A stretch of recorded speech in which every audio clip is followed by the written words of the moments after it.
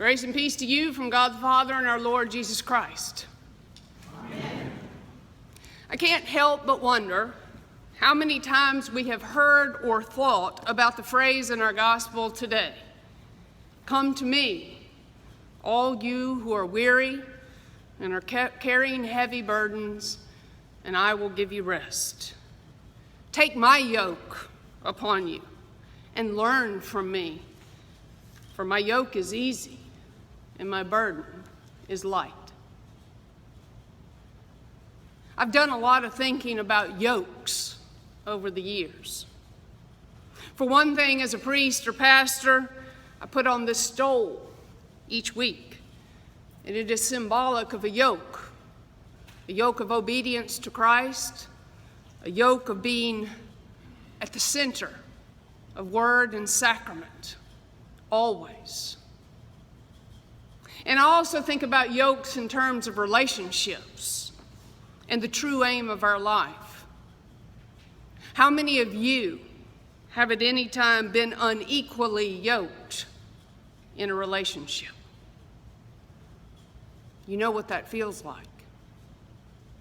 To understand what I'm talking about, though, it is perhaps good and helpful to understand what Jesus was talking about, the kind of yoke he was speaking about, and how it all fits into the bigger picture. Now, most of you are familiar, at least from pictures, with the wooden yokes used on farms. Yokes made it possible for oxen to pull very heavy loads. A well-made yoke was fitted to the individual animal. It was shaped so that it would not chafe or rub the animal's skin. Now, you also recall that oxen were usually paired to do work. Pulling heavy loads was a task that was shared by animals that knew each other well and had a yoke that fit each one properly. That is what it means to say that a yoke is easy. A well-shaped yoke lets an oxen be strong as they possibly could be, and it also protected them from injuries that would weaken them and keep them from being able to do the work they were called to do. We also take note that in Jesus' day, in antiquity, a yoke was a common metaphor used for Torah or the law. When a rabbi took on a new disciple, a new student, that student was said to be yoked to that rabbi. That usually involved learning the rabbi's way of interpreting the law and life. It was an intimate and deep relationship of learning and of growth.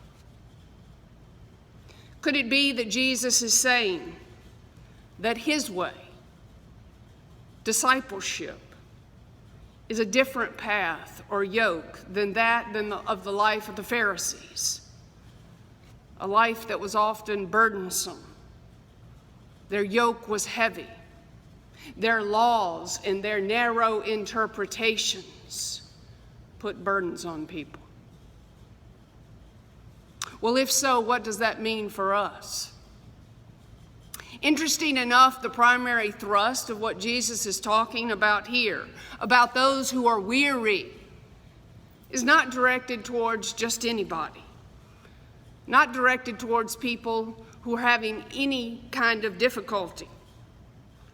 No, he's talking to folks who are on a religious quest. Not folks with too many bills or a family that's getting on their nerves or ungrateful kids. He's talking to people who are on a religious quest, those who are seeking God and the meaning of life. He's calling out to the religiously exhausted, those who, like Paul said in the second reading, have tried all the ways you can imagine to find peace, and they've only achieved frustration without God. The yoke. The yoke of seeking God by keeping all the rules, by doing what somebody or anybody or everybody says is the thing to do, by trying to get it right all the time, and in doing so constantly living in fear of getting it wrong. That yoke leads to undue labor and being heavy laden. It leads to living in what Paul called this body of death. It leads to a life of fearful obedience to a multitude of dictates where the spirit is gradually deadened, and where some measure of success leads us only to self-righteousness, not into the heart of God. Paul was quite blunt in sharing with us how he struggled under such a yoke, and he discovered that it did not fit. It did not bring him to God, and it did not enrich his life or those around him. Yokes like that never do. In response to all of this, Jesus comes along and says, "Come to me." Not to a new law, not to a new teaching, not to a secret interpretation or a loophole, not to a list. Come to me. This was the rabbi, the master, the Messiah, calling weary pilgrims who had been burned by the system. This is Jesus calling all of those people today who say they can be spiritual, but they have a tough time being religious. This is Jesus calling all those who had been wounded by the law, by bad theology, and inviting them to freedom, to release of yokes that they were never meant to carry, yokes that kept them bound in unequal or unhealthy relationships. I thought about that a lot this week, especially in regards to the Pharisees, the chief teachers and rabbis of that day.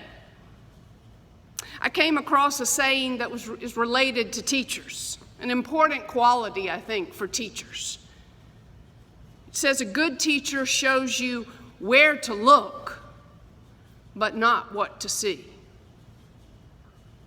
I hear some of that going on in Jesus' rebuke of the Pharisees, and how he says he has hidden, God has hidden these things from the wise and the intelligent, and has revealed them to infants.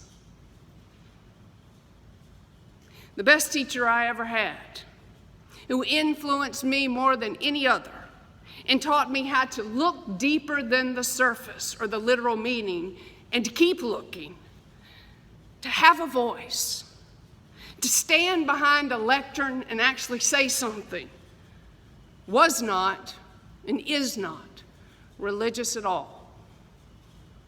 Yet he taught me about poetry, philosophy, politics, law, relationships, friendship, grace, and the aesthetic of life. And in all the years that I've known him, going on 30 now, he's never been anything but supportive of my path through theological education and eventually to ministry. He showed me where to look, but he never dictated what I had to see. About a month ago, I sent him a note, thanking him again for the time that he put into a severely introverted and anxious kid, and reminded him of how greatly he had impacted who I am today and exactly what I do today. And I knew he would find some irony in that. I didn't hear back from him for a while, so I figured that I might have pushed his comfort zone just a bit. Probably a note that he read and then kind of put aside with a sly grin on his face. Until this week, a bouquet of flowers arrived, sent here, addressed to me, not the ones that were supposed to be for the altar. I made sure, because I was sure that they were for someone else. But no, they were from my teacher, thanking me for the thank you note. And I tell you that story not to boost flower sales or to be sappy. Instead, I tell it because I think there's an important lesson about yokes in it. My teacher certainly shocked me this week, and in some way he made the yoke of ministry lighter, a bit easier to bear. He was a rabbi to me 30 years ago, and he still is today.